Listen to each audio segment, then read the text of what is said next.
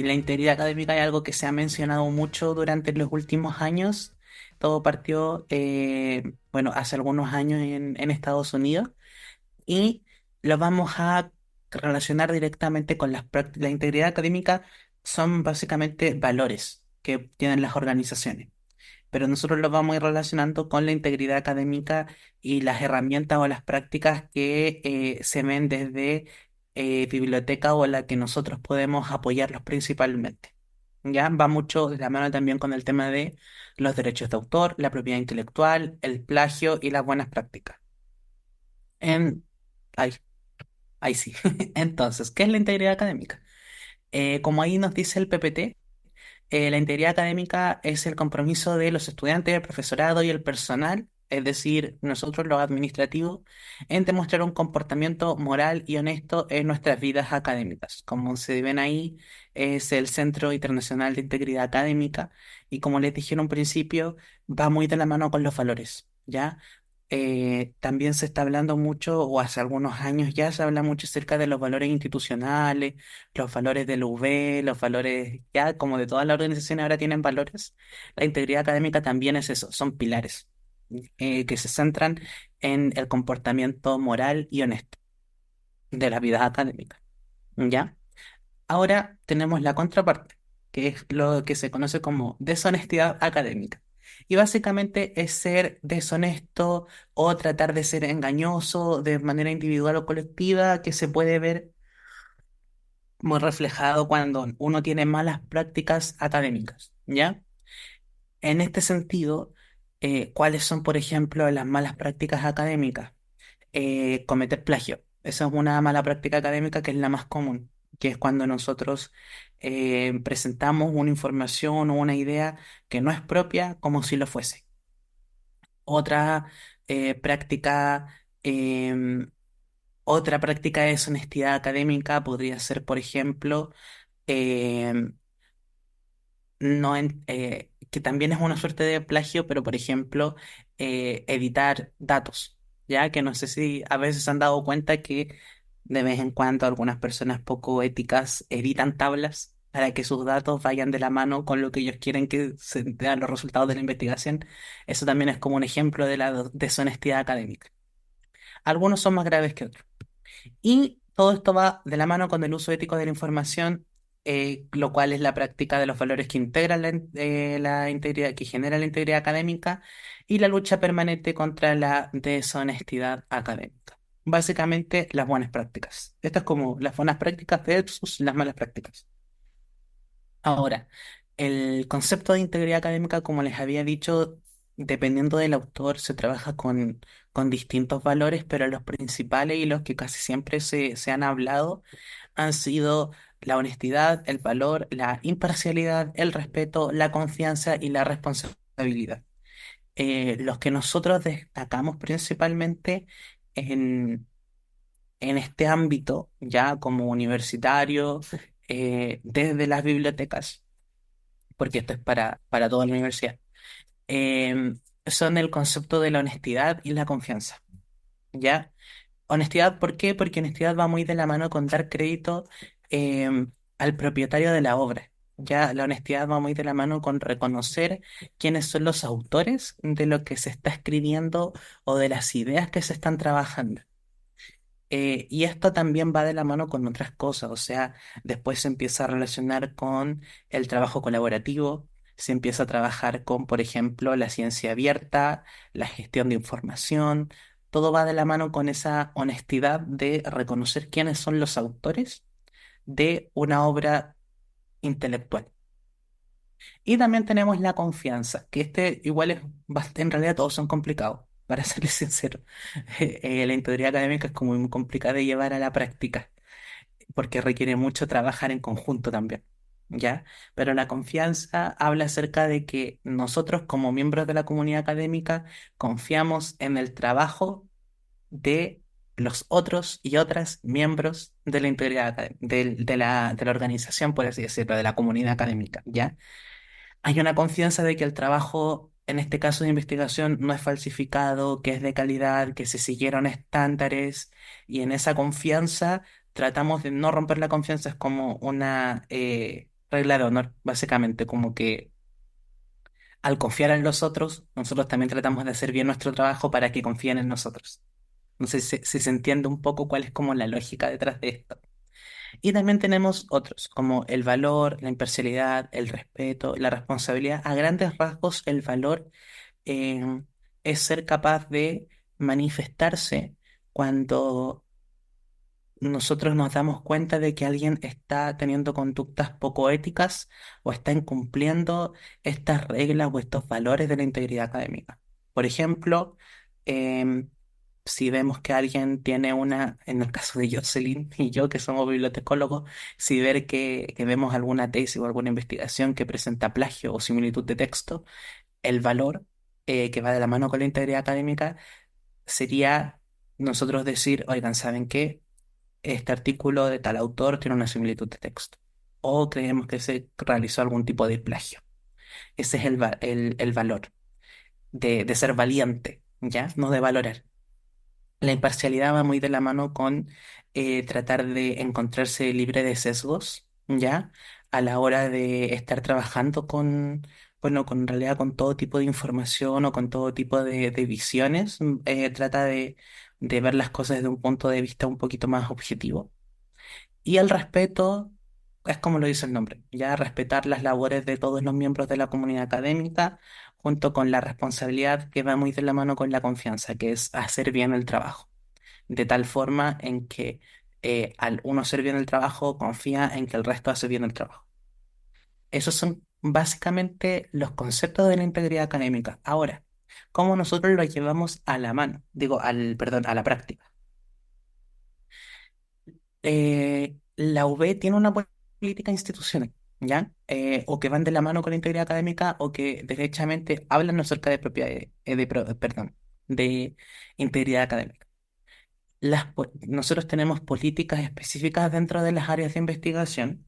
Hay directrices de propiedad intelectual en la actividad científica o académica y también hay decretos. Ya, como ahí se ve, tenemos el decreto del 17 de octubre del 2011 que se refiere a la propiedad intelectual, específicamente a lo referido en materia en material de clases. ¿Ya? Y también tenemos, como se puede ver aquí, la política institucional del V, que es, ahí dice, política específica de cumplimiento de las normas éticas, regulación y legislación vigente. La política de cumplimiento de las normas éticas, etcétera, etcétera, vigente busca que todos los miembros de la universidad adhieran a los más altos estándares de conducta íntegra y ética, que cumplan tanto en la letra como en el espíritu con la ley o reglamento aplicable nacional, institucional o de cualquier otro organismo pertinente y con todas las políticas, procedimientos y normativos aplicables de la universidad. Universidad de Valparaíso, Vicerrectoría de Investigación e Innovación, 2022. Ahora, esto en cristiano, ¿cómo se traduce? ¿Ya? Básicamente, no tener actitudes poco éticas ni aprovecharse de malas prácticas. ¿Ya? Es decir, tratar de hacer todo lo más riguroso, claro posible y siguiendo los distintos valores, en este caso institucionales que nos representan. Ya nosotros tenemos valores institucionales que son del V y también los valores éticos que van de la mano con las distintas regulaciones o legislaciones que nos rigen. Y eso lo llevamos básicamente a la práctica entendiendo la propiedad intelectual. Porque muchas veces uno puede tener malas prácticas sin saberlo, ¿ya? Por eso nosotros también desde biblioteca tenemos mucho cuidado cuando hablamos del concepto de plagio. Nosotros preferimos hablar acerca del concepto de similitud de texto. ¿Por qué? Porque el plagio es el acto malintencionado de tomar el crédito de una obra de la propiedad intelectual de una persona y hacerla pasar por propia. Es decir, ya es un delito. La similitud de texto puede ser un error. ¿Ya? Ahí, como dice, en el sentido amplio de la palabra, se comprende como todo lo creado por la mente de la propiedad intelectual. ¿Ya? ¿A qué se refiere con esto? La propiedad intelectual es todo lo que nosotros creamos a partir de nuestros pensamientos, nuestra pensamiento crítico, nuestras creaciones artísticas, como dice un poquito más adelante, las creaciones de los inventos, literarias, académicas, todo eso nosotros lo podemos considerar como propiedad intelectual, ¿ya? Y hay conceptos que se confunden a veces un poco con el tema de propiedad intelectual, que son los derechos de autor. Nosotros en Chile tenemos definido el concepto de propiedad intelectual para trabajar o tienen una rama que son los derechos de autor, ¿ya? Y los derechos de autor, como ahí dice, según la ley, son los derechos de los que adquieren los autores de las obras de la inteligencia, es decir, que nacen de nuestra mente, por eso estamos hablando de eh, propiedad intelectual, ¿ya? En dominios como los literarios, los artísticos, científicos, cualquiera sea su forma de expresión y los derechos conexos que ello determina. Biblioteca del Congreso, 2010. ¿A qué se refiere con esto? Los derechos de autor son inherentes en el momento en que nosotros creamos algo. Así como los derechos humanos son inherentes del ser humano cuando nace, los derechos de autor son inherentes de las obras cuando nosotros tenemos una obra de nuestra propiedad intelectual y de nuestra propiedad intelectual en el momento en que lo creamos con nuestra mente. ¿Ya? Em, y eso va de la mano, o sea, los derechos de autor tienen dos naturalezas. ¿Por qué no diría, entonces, qué pasa cuando alguien como que pierde los derechos? No puede explotar su obra mucho más tiempo. Eso es porque nosotros tenemos los derechos morales y los derechos patrimoniales. ¿Ya? Que las personas que investigan seguramente en algún momento han firmado sesión de derecho con la revista. ¿Ya? Los derechos morales, ¿cuáles son? Los derechos morales son la paternidad de la obra, ¿ya? Se asocia un nombre o un seudónimo al autor o a la autora o al creador de una obra. Y no se pueden oponer o sea, se pueden oponer a modificaciones y también los derechos morales pueden permitir que una obra inconclusa sea terminada por un tercero. Como ahí dicen en negrita, los derechos morales no se pueden ceder, pero sí se pueden heredar. ¿Ya? ¿A qué se refiere esto? Cuando nosotros, ahí abajito dice que los derechos patrimoniales sí se pueden ser cedidos. Los derechos morales son los que me identifican para siempre como el creador de algo.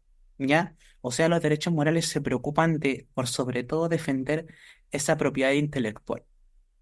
Un ejemplo que yo siempre doy con los estudiantes es el tema de Harry Potter. Yo creo que la mayoría, incluso aunque uno no sea, o sea, incluso aunque uno no sea un niño no muy, muy, muy joven, la mayoría conoce Harry Potter. Ya sea porque se lo leyó o porque tuvo algún pariente que se lo leyó, hijo, primo, sobrino, nieto, lo que sea. El tema es que la autora de Harry Potter tuvo unos dichos un poco, eh, bueno, fueron unos dichos personales, pero no le gustó a todo el mundo, a toda la comunidad, porque ella tiene como una forma muy particular de pensar, no vamos a entrar en detalle. Y realizó unos dichos que tenían un tinte como medio ideológico. El tema es que a muchos de los lectores de Harry Potter no les pareció eso. Y como son fans del texto, pidieron que por Twitter y por redes sociales, pidieron que en futuras ediciones sacaran el nombre de la autora de la obra. Sacaran el nombre de J.K. Rowling, que es el seudónimo de la autora, de las obras de Harry Potter. Y eso no se puede hacer. Y ahí Daniela reacciona con asombro. Eh, y eso no se puede hacer, ¿por qué? Porque va en contra de sus derechos morales, ¿ya? O sea, ella siempre va a ser la autora de la obra, aunque se transforme en el nuevo Hitler, ¿ya? No, no pueden quitarle eso. Lo mismo pasó, bueno, lo mismo pasó con Hitler. Hitler tiene un libro, y ahí ese libro siempre va a ser de su autoría. Y lo mismo pasó, por ejemplo, con Pablo Neruda. No sé si recuerdan que hace algunos años, cuando estábamos de nuevo como con el boom de las funas, se estaba como funando a gente post-mortem. Entonces se funó a Pablo Neruda por el tema de su hija, de que no la reconoció, de que acá, de que allá. Y también algunas personas dijeron, pero si un premio Nobel de literatura, separemos el arte del artista, quitámosle el nombre. Tampoco se podía, ¿ya? Porque es parte de sus derechos morales. Esos son los derechos morales. Otro ejemplo, permiso, de los derechos morales y lo que se puede hacer con ellos, como les había dicho, es eh, permitir que un tercero termine una obra inconclusa. ¿Ya? ¿A qué se refiere con esto? Esto pasa mucho cuando son en la literatura, les diría, que pasa harto, son los ejemplos que yo conozco, cuando un autor de una historia o una saga o algo, o un trabajo académico, lo está haciendo durante muchos años y muere. Fallece antes de terminar. Pero se sabe, esto pasa mucho en la literatura, se sabe cuál va a ser el final, o dejó un borrador, o el editor sabe, o la pareja sabe. Entonces, si la persona que hereda los derechos morales da el visto bueno, un tercero puede terminar una obra inconclusa. ¿Ya? Hay una saga hace algunos años que se llamaba como Milenio, o Millennium, creo. Jocelyn sabe, eh, en que efectivamente pasó esto y el autor en la obra la tuvo que terminar un tercero. ¿Ya? Y así con muchas cosas, adaptaciones a películas, etcétera. Esto, como les dije, son heredables, es decir, esposa, viudo, viuda, hijos o hijas. Y así al infinito con todo su... se van heredando. Y después tenemos los derechos patrimoniales. Si bien los derechos morales responden a la paternidad, los derechos patrimoniales responden a la producción o a la reproducción, a la publicación, todo lo que tenga que ver con venta y distribución. Es decir, los derechos patrimoniales sí se pueden ceder o pueden ser vendidos. Esto, por ejemplo, cuando uno está haciendo un trabajo académico y lo quiere publicar en una revista, son muy pocas las revistas que eh, no retienen algún tipo de derecho. Incluso las que son open access igual solicitan tener los derechos de distribución o de la primera distribución. ¿Ya? ¿A qué se refiere esto? Básicamente es como, por ejemplo, cuando en las películas em, de Disney, ¿ya? Las de Marvel, ¿ya? O sea, un estudio que es Disney compró Fox para poder ocupar los derechos patrimoniales que tenía en ese tiempo Fox, que es como 20th Century Fox, sobre las películas de los X-Men, ¿ya? Eso fue, ahí se compraron esos derechos patrimoniales. O cuando, volviendo al ejemplo de Harry Potter, se venden los derechos de los libros para que se hagan series, o se hagan películas, o se hagan parques temáticos, o juegos, u obras de teatro. ¿Ya? Y así al infinito. Al comprarse los derechos patrimoniales, se está viendo todo lo que tiene que ver con la reproducción, la distribución y la venta. Esto queda más o menos claro cuál es la diferencia entre lo uno y lo otro. Ahora, ¿cómo nosotros regulamos estos derechos? O cómo, sí, ¿cómo los regulamos? En Chile, obviamente no estamos poniendo en territorio nacional, ¿ya? En Chile nosotros tenemos la ley 17.336 que es del 70, que es la primera que habla acerca de propiedad intelectual. Después tuvo un decreto que la modificó, luego otra ley que la vuelve a modificar y otro decreto, ¿ya? Pero estos, si es que alguien quiere entrar en detalle, no los vamos a leer porque es lenguaje técnico, ¿ya? Pero si alguien quiere entrar en detalle, esto es cómo se regula la propiedad intelectual en Chile. También nosotros tenemos distintas organizaciones que regulan de alguna forma la propiedad intelectual o la propiedad o los derechos de autor. Por ejemplo, tenemos el copyright o derecho de autor. ¿Ya? La Real Academia define el concepto de copyright como derecho de autor y es el derecho que la ley reconoce al autor de una obra intelectual o artística para autorizar su reproducción y participar en los beneficios que ésta genere. Ahora, teniendo en cuenta los contratos que tiene que haber de por medio con los derechos patrimoniales, los cuales muchas veces son cedidos o vendidos. ¿Ya? También nosotros tenemos otras licencias que no están aquí en la presentación, pero que también buscan defender estos derechos, que son Creative Commons, que es un tipo de licenciamiento relativamente nuevo, que puede que a algunos les suene, que va muy de la mano con los artículos de acceso abierto. Todos los artículos de acceso abierto cuentan con Creative Commons. Tenemos el ISSN, que es el número internacional para las publicaciones seriadas, que son las revistas, ¿ya? También tenemos el ISBN, que son números también internacionales de identificación, pero para los títulos de editoriales, es decir, para los libros. Estas son algunas formas de ir normalizando y defendiendo principalmente los derechos de reproducción y de venta, ¿ya? Ahora, ¿qué pasa si yo no respeto la propiedad intelectual? Y ahí es cuando entramos en el plagio, o como lo decimos nosotros para suavizarlo un poco, la similitud de texto. Como ahí les había dicho antes, es el acto de presentar ideas o palabras de otros como propias, pero también hay muchos tipos de plagio. Ahora, el, para no incurrir en plagio, nosotros, lo contrario del plagio es el trabajo original. Acá nosotros tenemos algunos ejemplos de plagio, retomando el tema de propiedad intelectual, etcétera, etcétera, integridad académica, es decir, como las cosas que no hay que hacer si queremos respetar la integridad académica, que es de lo que trata la presentación, ¿verdad? Entonces el pensamiento original es crear una obra, ¿ya? Independiente de la expresión, pero utilizando ideas originales y sustentando con fuentes correctamente citadas. En el caso de trabajos académicos, que ahí es donde, como se dice la madre del cordero, las citas, ¿ya? Algunos ejemplos que nos da esta organización que es Turnitin, que se especializa en similitud de texto y en software de antiplagio, son, por ejemplo, que ellos tienen como una lista. Los más comunes son el copiado y el pegado, que es copiar y pegar. Todos lo hemos hecho, todos lo hemos visto. Después está la colusión estudiantil, que le ponen que ahí es colusión. Está mal escrito que dice conclusión. Pero es la colusión estudiantil, eh, que es elaborar en pares o en grupos un trabajo individual. Yo diría que casi siempre uno lo atribuye a los estudiantes, pero no necesariamente tiene que ser así. A veces uno también se junta para hacer algún trabajo o algo que debería estar haciendo solo, por ejemplo, cuando uno toma un diplomado, aunque supongo que ahí seríamos estudiantes también.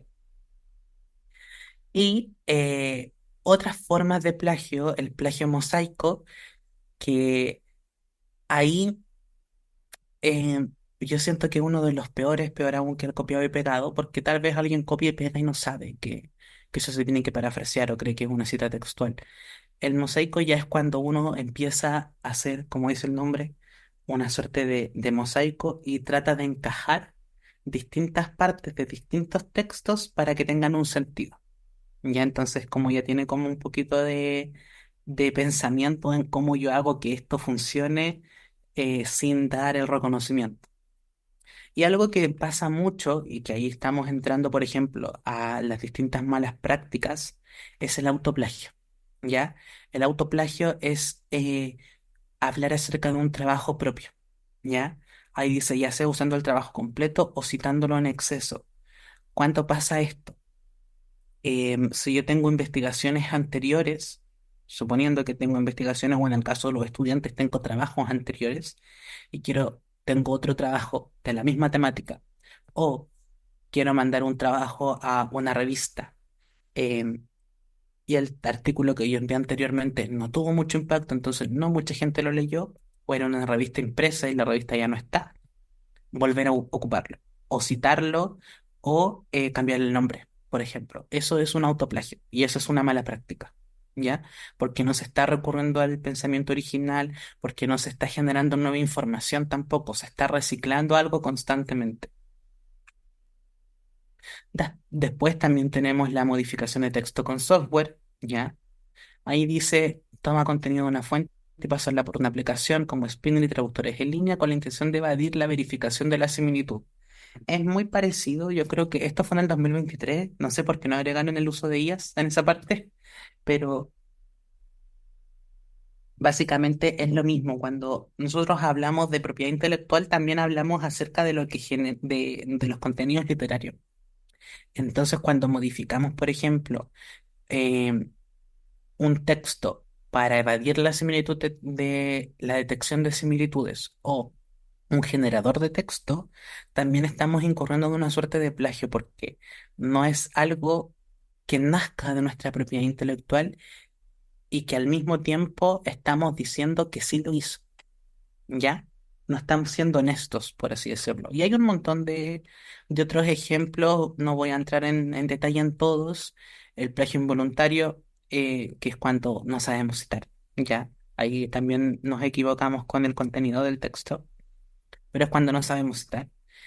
Y por último, lo que quiero mencionar, la compra y venta de trabajos, que esto es muy usual entre estudiantes, que es cuando, por ejemplo, se compran y venden ensayos, ¿ya? O tal vez algo que utilizó un estudiante de años anteriores, ¿ok? Muchas veces uno entrega tal vez las mismas rúbricas y alguien se saca un 7 y comparte eso con la generación anterior. Eh, Eso es un ejemplo de el plagio involuntario, ¿ya?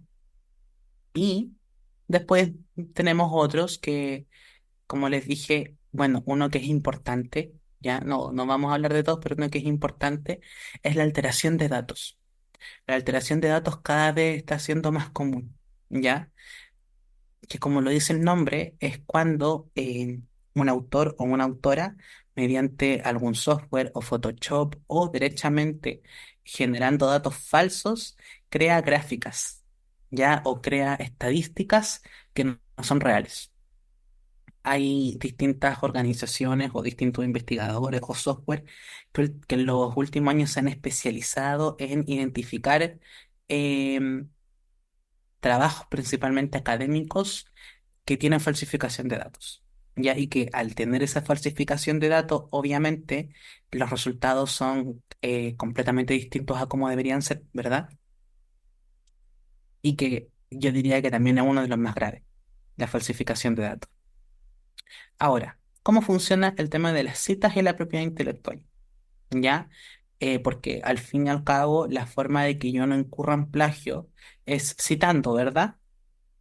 Pero de todas maneras igual estoy tomando ese texto. Entonces, ¿le pido permiso o cómo se regula eso? El artículo 71b de las leyes que nos rigen a nosotros nos dice que es lícita la inclusión en una obra sin remunerar ni obtener autorización del titular de fragmentos breves de obra protegida. Vamos a poner una pausa ahí. Eso significa que de una obra que esté correctamente ingresada, por ejemplo, en copyright o Creative Commons, o que es una obra que se le han respetado todos sus derechos, ¿ya? Porque es una obra que está correctamente protegida. Por eso dice que haya sido ilícitamente divulgada. Y su inclusión se realice a título de cita o con fines de crítica, ilustración, enseñanza e investigación, siempre que se mencione fuente, título y autor como mínimo, ¿ya? Nosotros sabemos que hay un montón de formatos de cita y de referencia bibliográfica, pero los datos mínimos siempre tienen que ser la fuente, el título y por sobre todo el autor. Y a reconocer quién lo realizó. Eso significa que nosotros siempre podemos ocupar información dando estos datos. ¿Ya? Em, Ahora, acá dice, se realiza con fines, fragmentos breves. ¿Ya? Y ahí es donde uno entra en qué se considera breve, qué es un fragmento breve, porque no entrar en detalle. Bueno, nuestra directora Patricia Margarita Reyes Olmedo es doctora en Derecho y nos dijo que la jurisprudencia ha definido que un fragmento breve, por ejemplo, de una obra literaria, podemos considerar que son 10 líneas. Ya, eso es como un fragmento breve.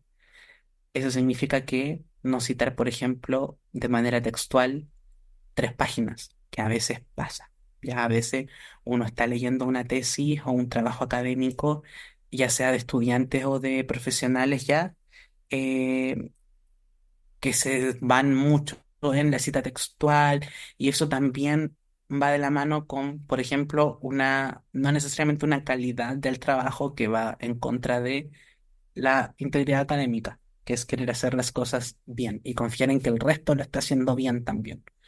También algo que siempre le decimos a los estudiantes cuando les hacemos estas charlas es que significa que sean 10 líneas de un fragmento breve, no significa que uno, por ejemplo, en un texto va a ser una referencia, una cita textual de 10 líneas, por lo tanto, otra cita de 10 líneas es así que otra cita de las 10 líneas, ir conectándolo con esas frases, ¿verdad?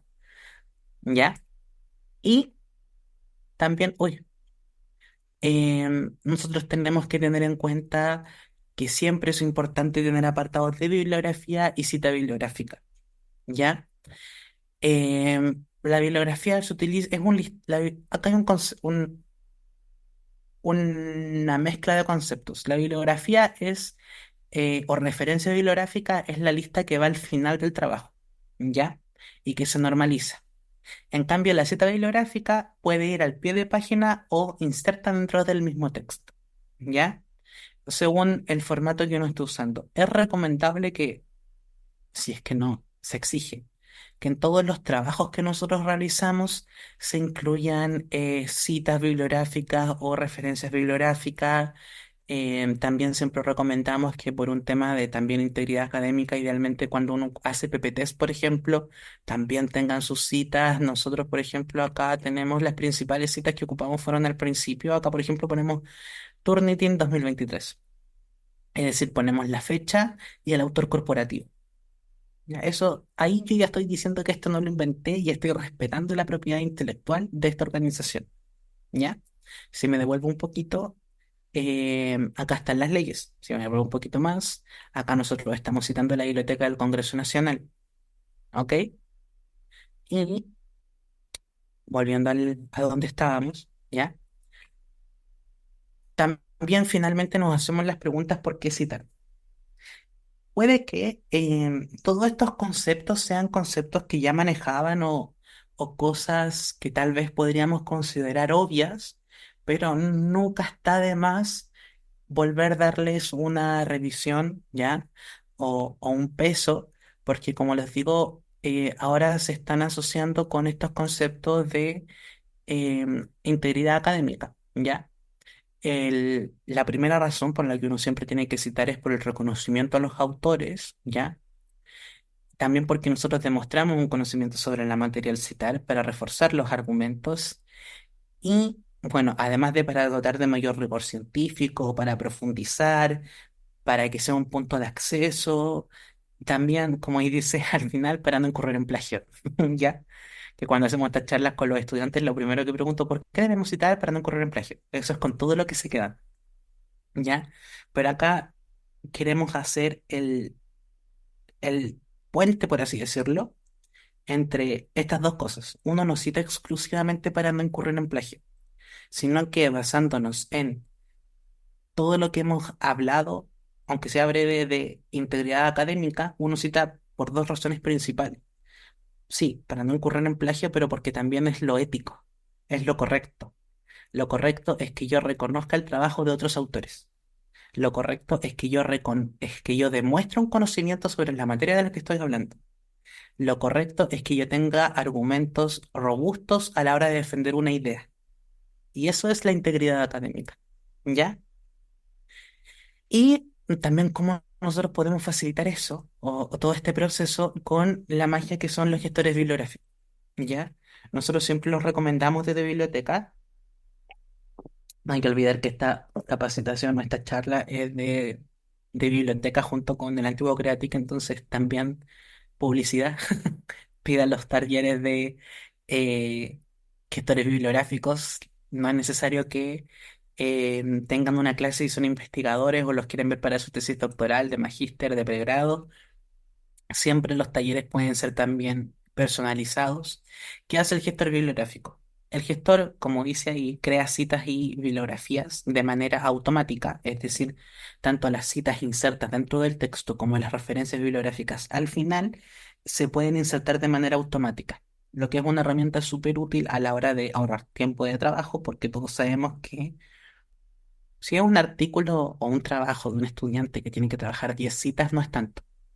Pero cuando nosotros hacemos una investigación o alguien está haciendo una tesis y ya estamos hablando de 50, 60 referencias bibliográficas, es harto más, ¿verdad?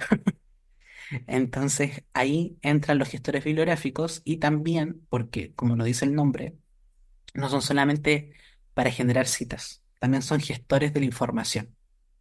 El gestor bibliográfico nos permite mantener primero una red de trabajo porque en casi todos se pueden compartir ya esta interfase. Daniela, levantaste la mano. Sí, porque hay una preguntita en el chat de María Ignacia que dice que cómo se puede acceder a los talleres de gestores bibliográficos.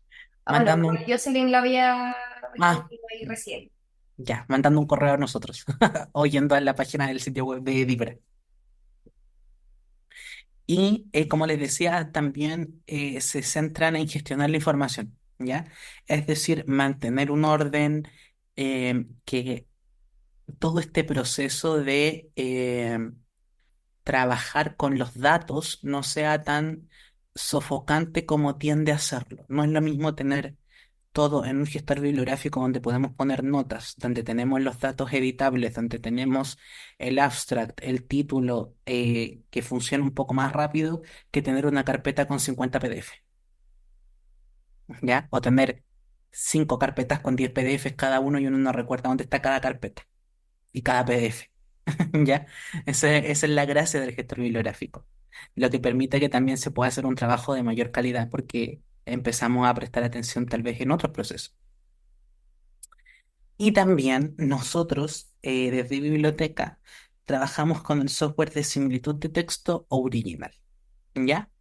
Original, como dice ahí, a través de Dibra, la comunidad web tiene acceso al software ya de similitud de texto, el cual permite encargar trabajos o manuscritos para ser analizados buscando similitud de texto entre distintas bases de datos. Ya nosotros, Original trabaja con la base de datos propia de Original, con las bases de datos que tenemos suscritas como universidad y también con la información de acceso abierto que hay en Internet. ¿Ya? Al final de esto, Original detecta similitudes de texto, errores en citación, genera un informe y si es necesario se puede trabajar el informe junto con el bibliotecólogo o la bibliotecóloga de sus facultades. ¿Ya? Algunas carreras lo utilizan para los trabajos de grado, ¿ya? A veces también lo utilizan cuando tienen dudas de si alguien se copió. Y también es recomendable que cada vez que tengan un artículo y lo quieran enviar, podrían pasarlo por Original para verificar que las citas estén bien, ¿verdad? Y no sé si alguien tiene alguna duda, porque Yo solo aquí comentar que desde Original, ¿cierto? También está integrado en el aula virtual. Entonces, cuando ustedes desarrollan tareas y en donde el estudiante debe cargar un archivo en particular, pueden activar el uso de Original en el aula virtual. Eso. estamos, no sé si alguien nos quiere hacer alguna pregunta, o Daniela, si te queda alguna duda, yo si algo quedó en el tintero. Ah, Original tiene la misma función que Turnitin, sí, porque, bueno, ahora vamos a hacer el cambio porque Turnitin es el dueño de Original, entonces tenemos que hacer el cambio, pero sí, tiene incluso algunas funciones nuevas. Nosotros ayer, la semana o en la semana tuvimos una reunión, entonces estábamos mirando cómo va a ser esa nueva integración que va a estar en el aula virtual también. También mencionar que dejé ahí el link de las bibliotecas de Dibra. Entonces, para que vean ahí cuál es el encargado de su biblioteca y puedan comunicarse, están todos los datos, correo, teléfono, etcétera. Yo tengo una duda, no sé si me sumaré, si hay algún otro, si hay alguna duda de ustedes, pero quiero sumarme a lo que estaban diciendo los chicos, tanto Jocelyn como Jorge, respecto de la propiedad intelectual y todo eso. Nos pasa harto con el tema del aula virtual. Ya tuvimos o tratamos de hacer mención harto en el aula virtual respecto de la propiedad intelectual, respecto de los materiales que suben. Así que eso es súper relevante tenerlo en cuenta y es por eso tan relevante este taller. Mi pregunta para ustedes, chiquillos, ¿qué pasa con los videos? Siempre nos preguntan lo mismo. ¿Qué pasa cuando un académico, académica, ¿cierto?, utiliza un video o parte de un video en una, por ejemplo, presentación en particular? ¿Hay algún guiño en especial, algo que deban colocar o, bueno, colocar el nombre, me imagino, de quiénes son los autores o los dueños de los videos? Eso, porque siempre nos preguntan lo mismo. Si es con fines académicos, lo que tendrían que hacer es citarlo. Ya a veces, por ejemplo, también se citan películas, se citan documentales o ponen derechamente el enlace directo a la plataforma. Si, por ejemplo, está en YouTube o en Onda Media, si es una película de cine chileno, no debería haber problema si ponen el enlace directo, porque es algo que está abierto al público. O derechamente citarlo. Ya, ¿cómo se citaría? Como por ejemplo, uno a veces cita un gráfico. Ya ponen el director, el año, el nombre de la película, si es que es una película. O si es un video, por ejemplo, ministerial, el nombre del ministerio o el nombre del camarógrafo, si es independiente, el año y el nombre del video. María Algo Ignacia que se puede hacer. dice, perdón, Jorge, María Sí. Ignacia pregunta, ¿también habría que citar videos que se pasan en clases, además de compartir el link en el curso? ¿Videos de la misma clase o videos tal vez de un tercero que se utilizaron en clase? Sí, se tienen que citar esos videos que se utilizan en clase. Acá estamos entrando en un terreno un poco pantanoso, porque antes tal vez no estaba tan regularizado por el tema del internet, pero también nos pasa mucho que nosotros en biblioteca tenemos que revisar los programas de la mayoría de las asignaturas. Y muchas veces en los programas dicen texto X y entre paréntesis donde dice cuántos ejemplares hay en biblioteca ponen entregado por el docente. Ya, eso va en contra de todas las propiedades intelectuales. Que ustedes le manden, por ejemplo, el texto al estudiante, e incluso si es de su propia autoría, tienen que verificar que cuentan con los derechos patrimoniales de ese texto, si es que tienen el PDF, por ejemplo, ¿ya? De un libro o de un artículo que publican. Por eso siempre es bueno también que pregunten directamente en biblioteca cómo acceder a los recursos, ¿ya? Porque a veces se comparten un PDF de un libro y nosotros tenemos el mismo PDF del mismo libro, más actualizado y que junto con las herramientas de Excreatic se pueden ingresar en el mismo aula con el enlace directo a las bases de datos. ¿Es posible para funcionarios que hacen clases hacer uso de la... Sí, por supuesto, eso la verdad es que cualquier persona del UB puede hacer uso de todos los recursos que hay en biblioteca, sea funcionario, estudiante o académico. ¿Tienen alguna otra pregunta, profes? ¿Algo que quieran señalar? Es el momento. Recuerden que bueno, hacemos mención porque hay hartos temas respecto de esto en el aula virtual. Ya tuvimos un problema por temas de propiedad intelectual por el material subido, entonces la idea es que tengamos harta claridad de qué es lo que estamos subiendo a nuestros estudiantes, qué estamos compartiendo en esos espacios.